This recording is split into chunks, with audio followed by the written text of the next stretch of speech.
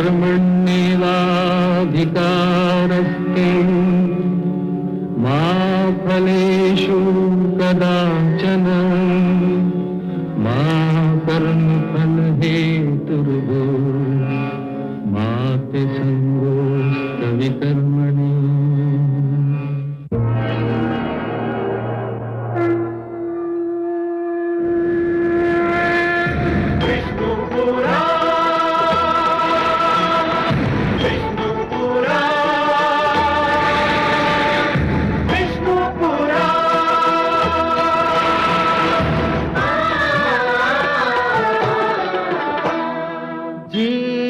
ज्ञान ब्रह्म ज्ञान अथ श्री विष्णु पुराण ओम की कथा महान जय श्री विष्णु पुराण विष्णु पुराण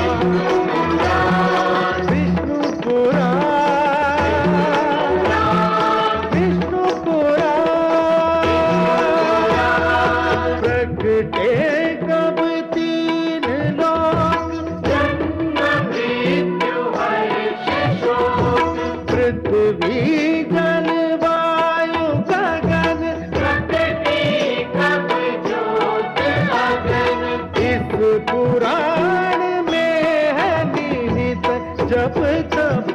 और योग ध्यान विष्णु पुराण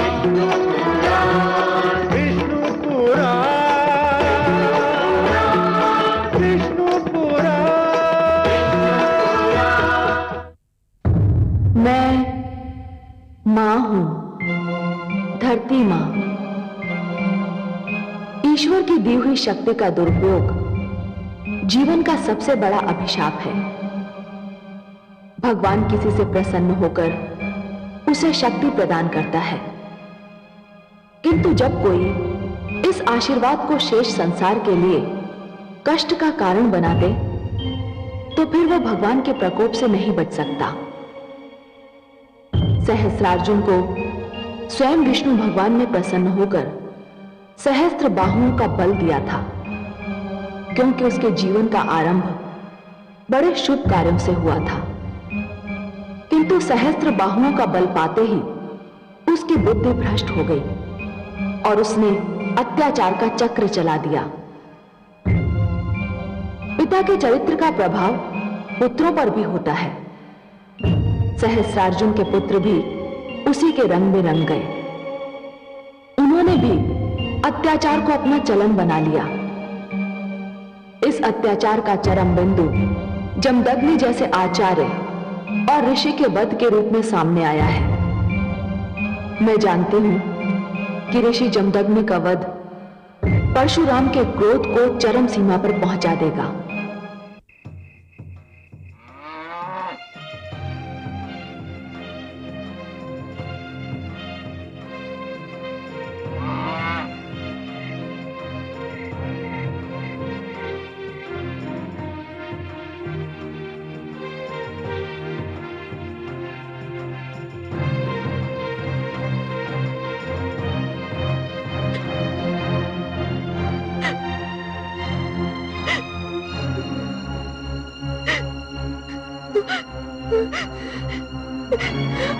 स्वामी! स्वामी! स्वामी! नहीं स्वामी! स्वामी! स्वामी! नहीं स्वामी! स्वामी! स्वामी! नहीं स्वामी! नहीं! नहीं स्वामी! नहीं स्वामी! स्वामी! स्वामी! माता! स्वामी! माता! स्वामी! माता! माता शांत हो जाइए। स्वामी! स्वामी! माता! माता शांत हो जाइए। स्वामी! नहीं माता, संभालिए माता अपने आप को। शांत हो जाइए माता, शांत हो जाइए माता, शांत हो जाइए माता, शांत हो जाइए माता, अपने आप को संभालिए। माता, सर्वनाश हो उनका, जिन्होंने मेरा सुहाग लूटा। वंश न रहे उनका, जिन्होंने मेरे स्वामी के प्राण लूटे। संसार में नाम न रहे उनका, जिन्होंने ऐसी कायरता की, ऐसी कायरता। माता, स्वामी, माता, स्वामी नहीं, स्वामी नहीं। माता शांत हो जाइए, शांत हो जाइए माता, शांत हो जाइए माता, माता।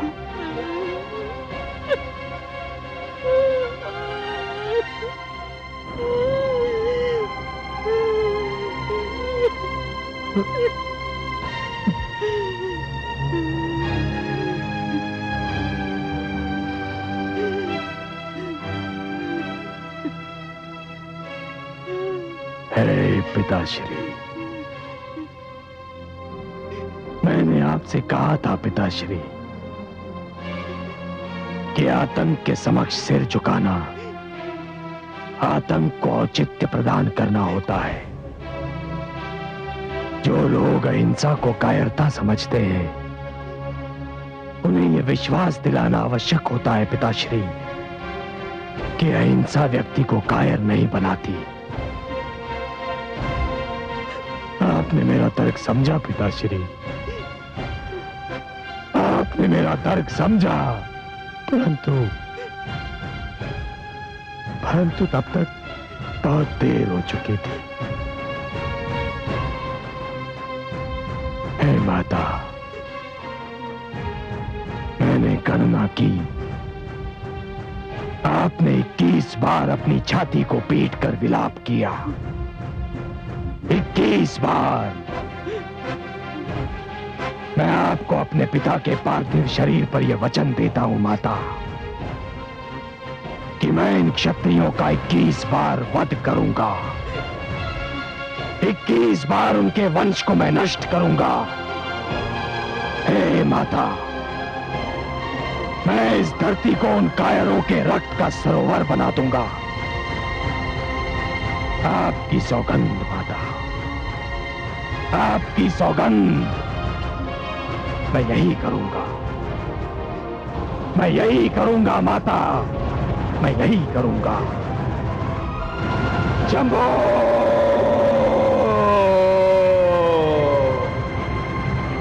हे शंभो।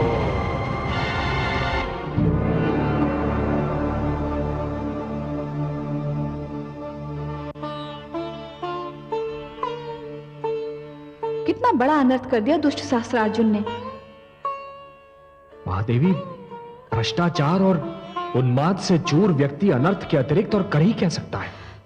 परशुराम ने सत्य ही कहा था कि कहीं जमदग्नि उसके तर्क को समझने में विलंब न कर दें। उन्होंने विलंब कर दिया और इसका ये फल हुआ।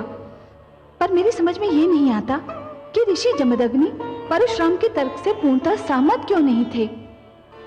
महादेवी, ऋषि जमदग्नि का एक मन कह रहा था कि वो परशुराम के तर्क से सहमत हो जाए, परंतु दूसरा मन कह रहा था कि सहमति का अर्थ यह होगा कि स्वयं की विचारधारा की पराजय को स्वीकार कर लेना। वो असमंजस में पड़ गए और इसी असमंजस के कारण उन्हें अपने प्राणों से हाथ धोना पड़ा। एक कारण और था महादेवी। वो क्या था कमल नयन? ऋषि जमदग्नि को शस्त्र की महत्ता का ज्ञान तो था, परंतु शस्त्र के प्रयोग का ज्ञान नहीं था। मैं समझी नहीं सर्वेश्वर। ऋषि जमदग्नि शस्त्र विद्या की शिक्षा अवश्य देते थे महादेवी, परंतु उन्होंने कभी यह नहीं सोचा होगा कि इस विद्या का प्रयोग स्वयं उन्हें भी करना पड़ सकता है, उन्हें युद्ध भी करना पड़ सकता है। इसका फल यह हुआ महादेवी कि जब युद्ध का समय आया तो शस्त्र विद्या में उनकी निपुणता उनके किसी काम नहीं आई। पर वो तो युद्ध में विश्वास ही नहीं करते थे। वो कहते थे कि वे जन्म से ब्राह्मण हैं और उनका कार्य केवल शिक्षा देना है। यही तो उनकी भूल सिद्ध हुई महादेवी, यही तो उनकी भूल सिद्ध हुई। जाति का संबंध जन्म से नहीं, कर्म से होता है।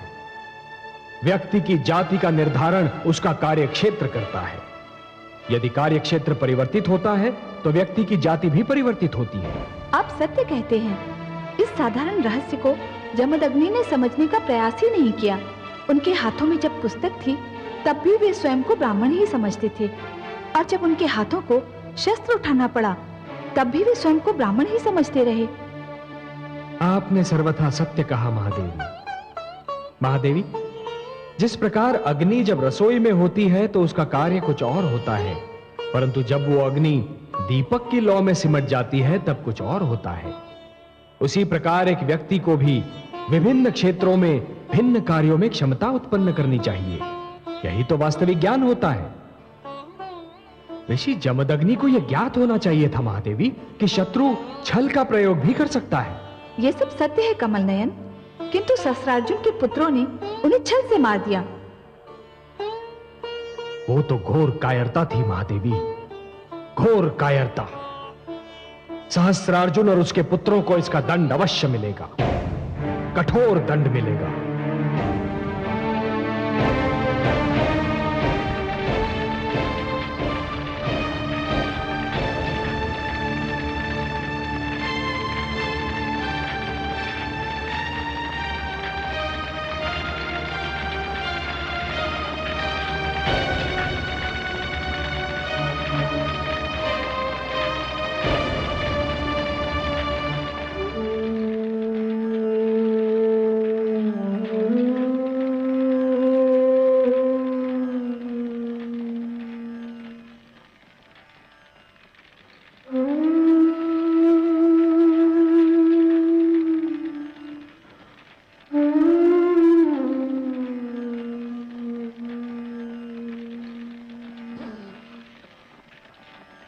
पिताश्री, आपका अंत नहीं है। ये तो साम्राज्यवादी व्यवस्था का अंत है। आप मर नहीं सकते पिताश्री। मृत्यु आपको छू भी नहीं सकती, क्योंकि आप तो ज्ञान है, विद्या है, बुद्धि है। आचार्य कभी नहीं मरते पिताश्री, आचार्य कभी नहीं मरते। वो तो अपनी दी हुई शिक्षा और अपने बनाए गए शिष्यों के रूप में सदा के लिए जीवित रहते हैं।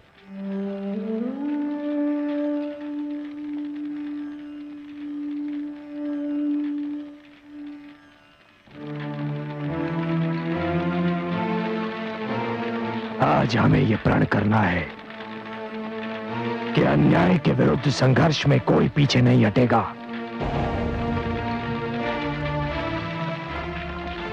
पिताश्री की मृत्यु ने हमें यह सिखाया है कि हमें युद्ध के उन्माद का अंत करना है। जो भी व्यक्ति समाज पर युद्ध थोपता है वो मानवता का शत्रु है, और हमें इस धरती को इन शत्रुओं से मुक्त कराना है।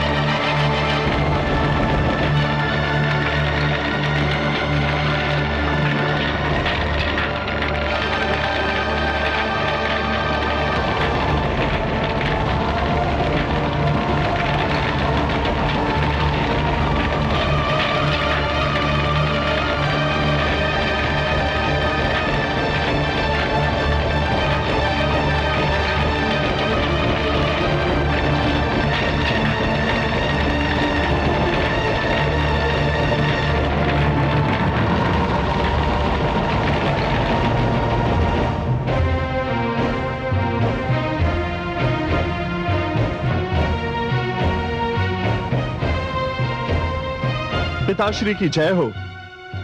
पिताश्री, आपको यह सुनकर प्रसन्नता होगी कि हमने आपके शत्रु को मृत्यु के घाट उतार दिया। किस शत्रु के विषय की बात कर रहे हो पुत्र? ऋषि जमदग्नि के विषय में। क्या? हाँ पिताश्री, जमदग्नि ने आपके साथ छल किया था और हमने उसे उसका दंड दे दिया है। ऋषि जमदग्नि ने छल किया था? क्या छल किया था? उन्होंने सुशीला के स्थान पर आपको कोई साधारण गऊ दे दी थी। बुद्धि भ्रष्ट हो गई तुम्हारी। वो सुशीला ही थी। किंतु उसने तो हमारी कोई इच्छा पूरी नहीं की। मूर्खों, पुत्र पिता की सहायता करते हैं, परंतु तुमने तो एक बहुत बड़ा संकट मेरे द्वार पर लाकर खड़ा कर दिया है। मैं चाहता था कि परशुराम को समाप्त करने के लिए मुझे थोड़ा समय मिल जाए, युद्ध कुछ समय के लिए टल जाए, ताकि मैं अपनी शक्ति को एकत्र कर लूं, परंतु तुमने तो युद्ध को मेरी चौखट पर लाकर खड़ा कर दिया है। ऋषि जमदग्नि का वध परशुराम को आग बबूला कर देगा। परंतु पिताश्री, परशुराम का तो अपने पिता के साथ मतभेद हो गया था। विचारों के मतभेद से रिश्ते नाते नहीं टूट जाया करते पुत्र। ऋषि जमदग्नि परशुराम के पूज्य पिता हैं। विचारों का मतभेद होते हुए भी वो उनका असीम आदर करता है। भूल गए? ऋषि जमदग्नि की आज्ञा से उसने अपनी माता का सिर धड़ से अलग कर दिया था। अब क्या होगा पिताश्री?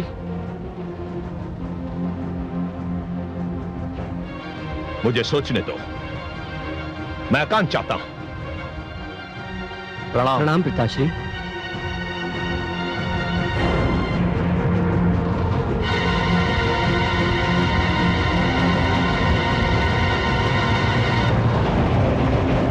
प्रणाम माताश्री।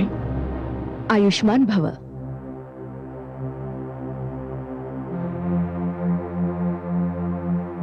क्या बात है स्वामी, आप बहुत चिंतित लग रहे हैं। बहुत बड़ा अनर्थ हो गया महारानी। हमारे पुत्रों के हाथों ऋषि जमदग्नि का वध हो गया है। इसका तो बहुत भयंकर परिणाम हो सकता है। तो मैं क्या कर सकता हूं? ऋषि जमदग्नि को जीवित तो नहीं कर सकता। अपने पुत्रों को दंड तो दे सकते हैं आप।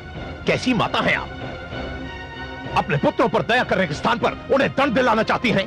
वे दया के पात्र नहीं है स्वामी। संतान की भूल को अनदेखा करना संतान को और भी बिगाड़ने के समान है। कोई दूसरा संतान को दंड दे, इससे अच्छा है कि माता पिता स्वयं अपनी संतान को दंड दें। किसमें इतना साहस है कि मेरे होते हुए मेरी संतान को दंड दे? परशुराम को भूल रहे हैं आप। उसमें इतना साहस कहां कि वो मेरे सम्मुख आए। वो आपके सम्मुख आ चुका है स्वामी। उस समय मैं तैयार नहीं था और अब वो पहले से अधिक तैयार है। आप परशुराम से अत्यधिक प्रभावित दिख पड़ती है महारानी। जब वो पहली बार मेरे सामने आया था तब मैंने उसे पुत्र कहकर पुकारा था। तो फिर उसी पुत्र की शरण में क्यों नहीं चली जाती आप? आपका परामर्श अनुचित नहीं है।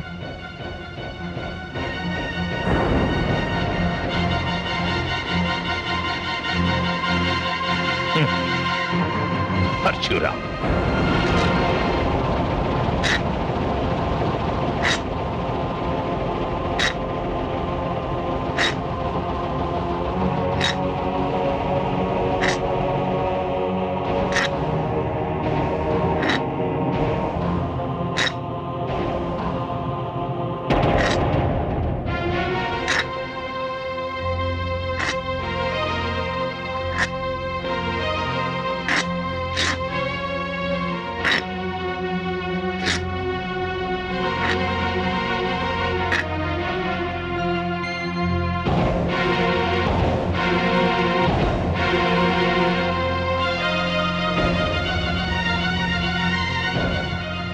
महारानी मृण्मयी, आप?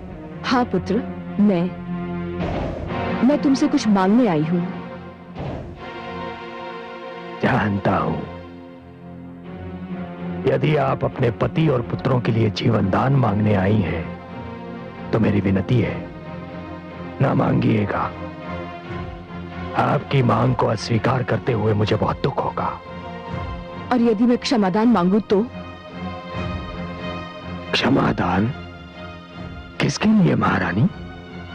स्वयं आपने तो कोई ऐसा कार्य नहीं किया जिसके लिए आपको क्षमा की आवश्यकता हो। और सहस्रार्जुन और आपके राजकुमारों को क्षमा करने का कोई प्रश्न ही नहीं उठता। वे स्वयं तुमसे क्षमा मांगे तब भी?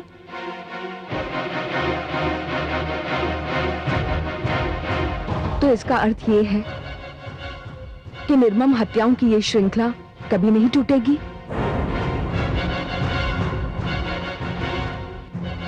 क्या इस श्रृंखला का आरंभ मैंने किया था महारानी? और क्या आपके पति और पुत्रों के अपराधों को भुलाने के लिए क्षमा पर्याप्त है? नहीं है। किंतु क्या हिंसा का उत्तर हिंसा और हत्या का उत्तर हत्या से देने से अपराध की महत्ता कम हो जाती है? पुत्र, मेरे पति और पुत्र अहंकारी हैं। तुम तो नहीं हो। तुम बुद्धिमान हो, शक्तिशाली हो। क्षमा वही कर सकता है जिसे अपनी शक्ति पर भरोसा है। तुम क्षमा कर सकते हो पुत्र, तुम ही क्षमा कर सकते हो।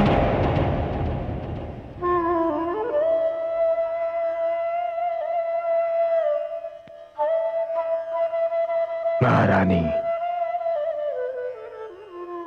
आप इतनी दूर मेरे पास चलकर आई हैं। आपने मुझे पुत्र कहकर पुकारा है। आप नारी हैं, माता हैं, इसलिए केवल आपके लिए मैं इतना कर सकता हूं कि यदि आपके पति और आपके पुत्र समस्त ऋषि समाज से, समस्त भार्गव समाज से अपने दुष्कर्मों के लिए क्षमा मांग लें और ये वचन भी दें कि वो भविष्य में कभी किसी को पुनः कष्ट नहीं देंगे, तो महारानी मैं स्वयं अपना दुख भूलकर उन्हें क्षमा कर सकता हूं। परंतु क्या वो ऐसा करेंगे? क्यों नहीं करेंगे? मैं उन्हें मनाऊंगी। तुम्हारा धन्यवाद पुत्र। मैं उन्हें तुम्हारा प्रस्ताव मानने पर बाध्य करूंगी। मैं चलती हूं पुत्र।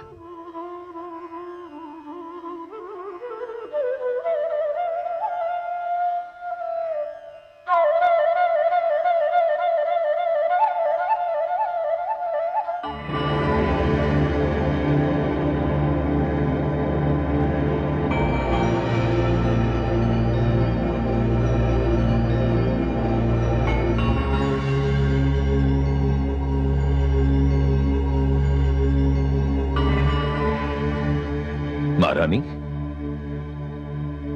मिलाई अपने पुत्र से? हाँ स्वामी, न केवल मिल आई बल्कि एक शुभ संदेश लेकर लौटी हूँ। शुभ संदेश? हाँ स्वामी, बहुत शुभ संदेश। परशुराम संधि करने को तैयार हो गया है। क्या? मैं सत्य कह रही हूँ स्वामी। परशुराम ने कहा है कि युद्ध रुक सकता है, संधि हो सकती है। तो मुझे क्या करना होगा? कुछ अधिक नहीं, केवल ऋषि और भार्गव समाज से अपने उन कर्मों की क्षमा मांगनी पड़ेगी जिनके कारण ऋषियों, आचार्यों और विद्यार्थियों को कष्ट पहुंचा है। क्या?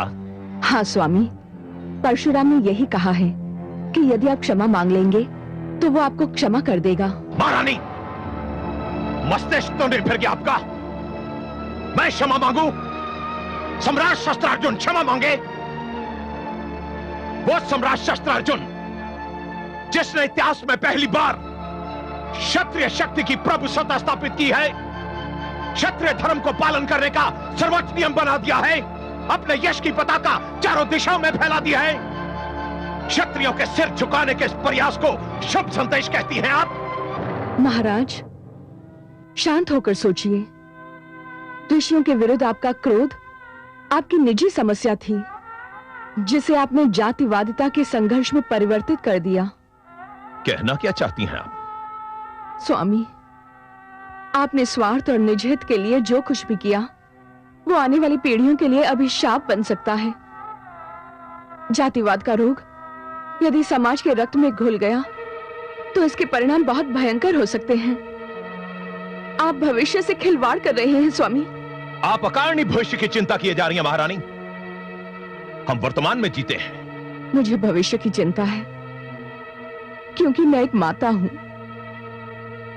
और जानती हूं कि हम और आप वर्तमान हैं, किंतु हमारे पुत्र भविष्य हैं और इस भविष्य को मैं बहुत बड़े संकट में देख रही हूं। क्या देख रही हैं आप?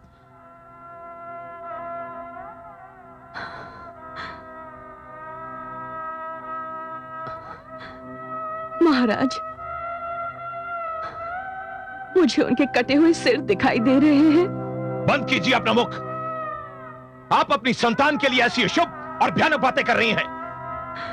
नहीं स्वामी, मैं चाहती हूं कि मैं जो कुछ भी देख रही हूं वो झूठ हो, परंतु मैं जानती हूं कि ये सत्य है।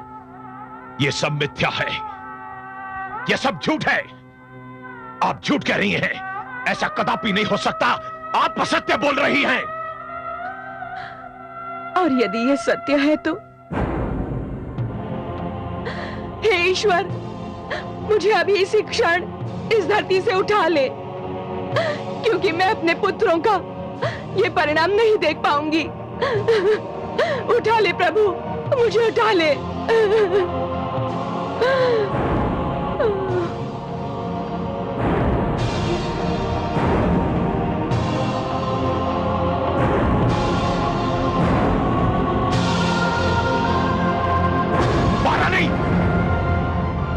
महारानी, महारानी, महारानी,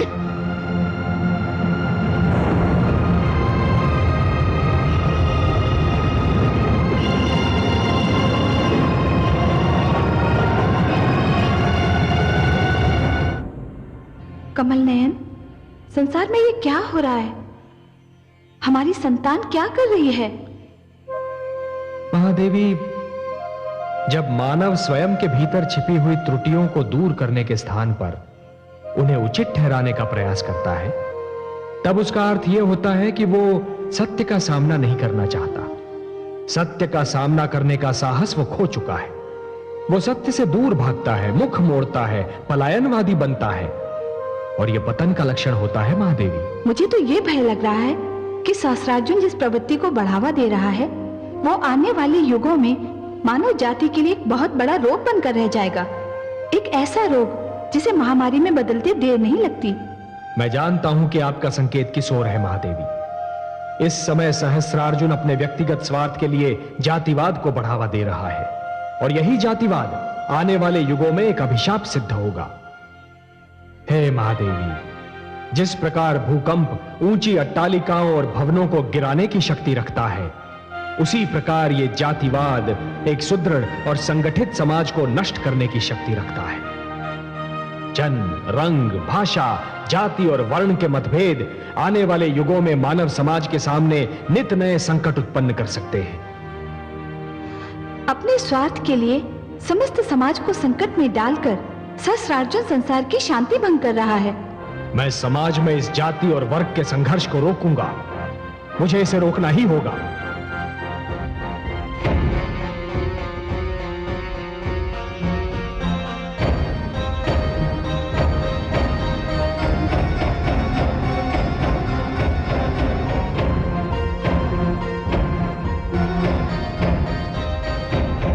क्षत्रिय वीरों और मित्रों, क्षत्रिय समाज पर आज तक ऐसा संकट कभी नहीं आया। हमारा अस्तित्व संकट में पड़ गया है। भार्गव ने हमारे विरुद्ध संगठित होकर क्षत्रियों का अंत करने का निश्चय किया है। ब्राह्मण आचार्य बनने के स्थान पर शासक बनना चाहते हैं। महाराज, मैं समस्त 21 क्षत्रिय राजाओं की ओर से आपको यह अधिकार देता हूं कि आप इस परिस्थिति से निपटने का ढंग ढूंढिए, और आप जो भी निर्णय लेंगे वो हम सबको स्वीकार होगा।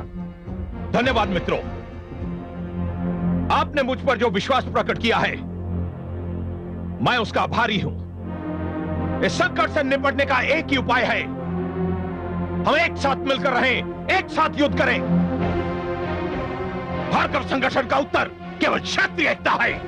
महाराज, हमारी सेनाएं और हमारे कोष इस एकता के लिए आपके सम्मुख प्रस्तुत हैं। हम सर्वसम्मति से आपको अपना नायक मानते हैं।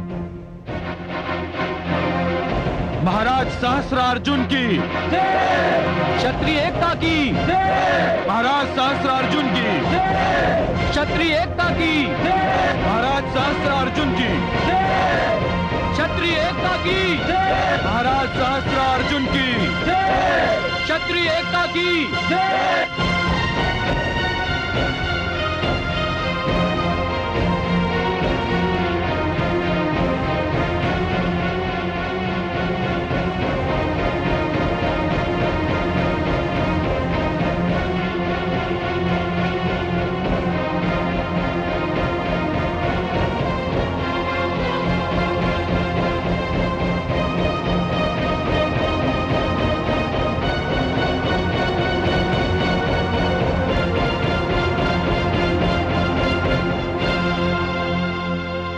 यशस्वी भव।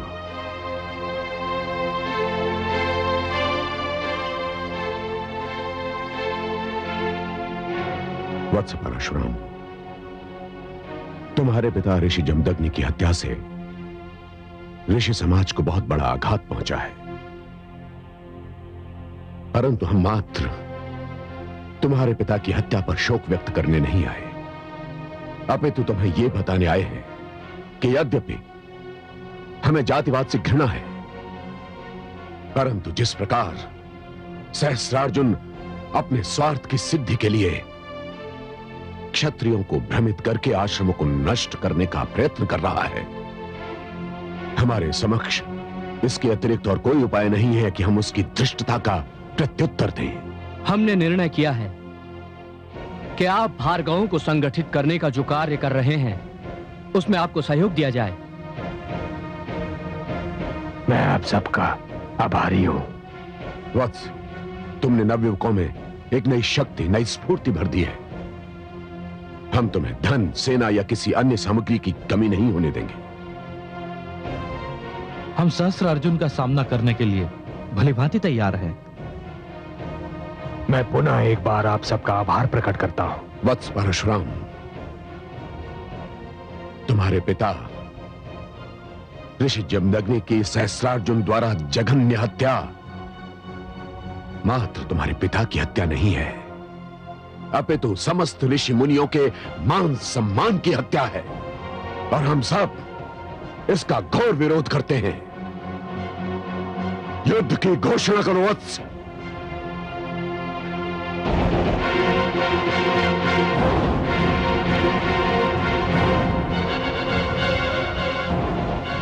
जो आज्ञा ऋषिवर, जो आज्ञा।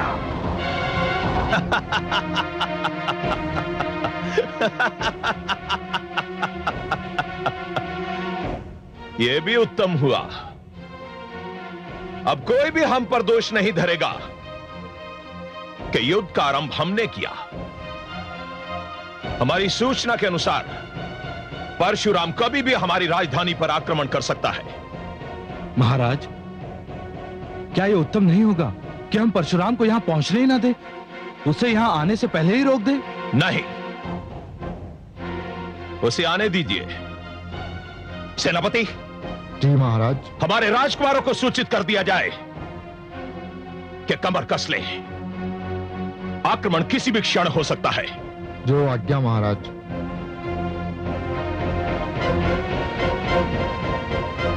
परशुराम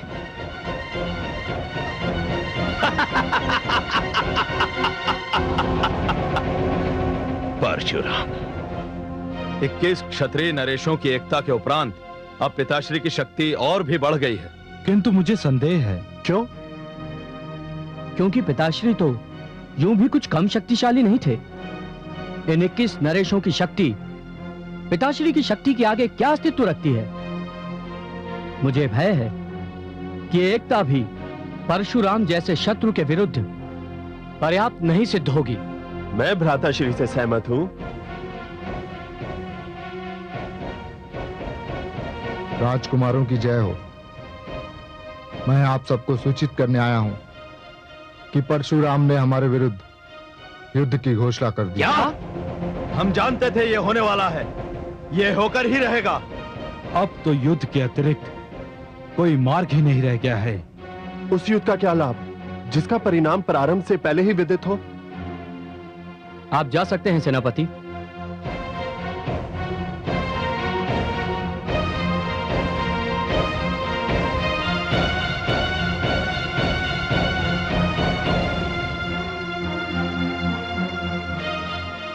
क्या परशुराम को रोकने का कोई उपाय नहीं है? रोकने का तो कोई उपाय नहीं है, किंतु उसका ध्यान बटाने का एक उपाय है। युद्ध के समय यदि शत्रु का ध्यान बट जाए, उसकी एकाग्रता भंग हो जाए, तो भी वो दुर्बल हो जाता है। और परशुराम की एकाग्रता भंग करने का मुझे एक उपाय सूझ गया है। भ्राताश्री, उत्सुकता मत बढ़ाइए, शीघ्र बताइए आपको क्या उपाय सूझा है। कौन बचा सकता है हमें इस परिस्थिति में? अनामिका। अनामिका? हम समझे नहीं भ्राताश्री। अनामिका परशुराम के बहुत निकट है। उसने परशुराम की हर पग पर सहायता की है। उसने परशुराम के लिए प्रचारिका और संदेशवाहिका का कार्य किया है। वो परशुराम से प्रेम करती है और परशुराम के लिए प्रेरणा का एक रूप है। यदि हम अनामिका को उठा लाएं, तो परशुराम का ध्यान बट जाएगा। मैं तो आपको बहुत बुद्धिमान समझता था भ्राताश्री, पर आपने जो उपाय बताया है वो उपाय कम और विपदा अधिक जान पड़ती है। क्यों?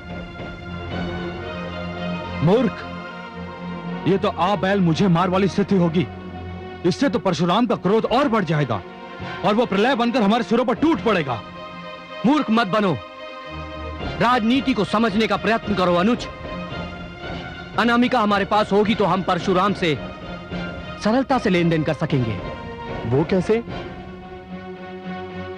हम उससे कहेंगे कि यदि वो अनामिका को जीवित देखना चाहता है तो हमसे युद्ध के स्थान पर वार्तालाप करे। और परशुराम ना माना तो? तब हम कह देंगे कि हम तो मरेंगे, पर अनामिका को भी मरना पड़ेगा। मान गए भ्राताश्री, ये है वास्तविक राजनीति। तो फिर चलिए, विलंब करना ठीक नहीं। चलो चलिए चलिए। दाता ने जन्म से पूर्व ही मानव समाज के विभिन्न वर्गों के लिए कार्य नियुक्त कर दिए थे। हम ब्राह्मण हैं। समाज को शिक्षा प्रदान करने का कार्य हमें सौंपा गया था और समाज की रक्षा करने के लिए क्षत्रियों को जन्म दिया गया था। परंतु ये तो विधि की विडंबना है कि जिसे रक्षक का कार्य सौंपा गया वही भक्षक बन गया है, लुटेरा बन गया है। समाज में सुरक्षा के स्थान पर असुरक्षा फैला रहा है।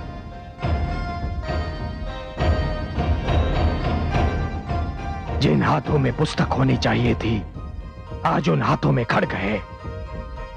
जो हाथ आशीर्वाद देने के लिए बने थे, यदि आज उन हाथों में शस्त्र दिखाई दे रहे हैं तो इसमें हमारा कोई दोष नहीं है। हे शिव शंभो, ये तो समस्त संसार जानता है कि हमें ऐसा करने पर विवश कर दिया गया है। मित्रों, ये जान लीजिए कि किसी भी सेना की शक्ति होती है उसके अस्त्र और शस्त्रों में।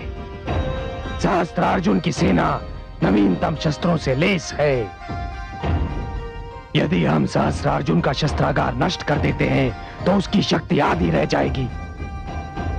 मित्रों, हम सहस्त्रार्जुन के शस्त्रागार पर आक्रमण करेंगे, उसके समस्त शस्त्रों को लूट लेंगे और उसके शस्त्रागार को फूंक देंगे। हर हर महादेव।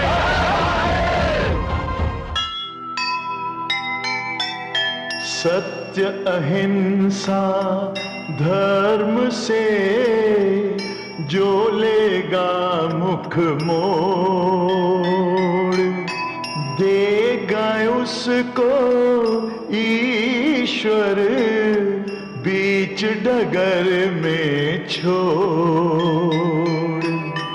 गगरी अत्याचार की जब मुख तक भर जाए,